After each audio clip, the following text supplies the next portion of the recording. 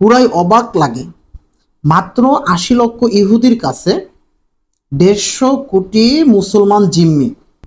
আমার মনে হয় যে ইহুদি এবং পশ্চিমাদের পাচাটার জন্য এই মুসলিম নেতারা এখনও ক্ষমতার মধ্যে স্থবর রয়েছে।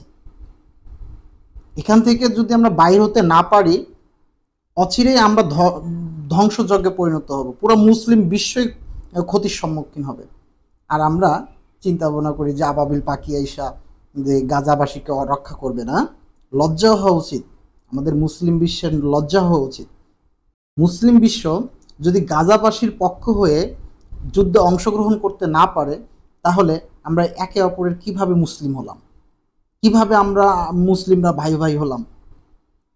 এই জিনিসটা আমরা যদি এখন থেকে যদি প্রতিরোধ গড়ে না তুলি, তাহলে এই ইহুদিরা পুরা বিশ্বটাকে ধ্বংসযজ্ঞে পরিণত করবে।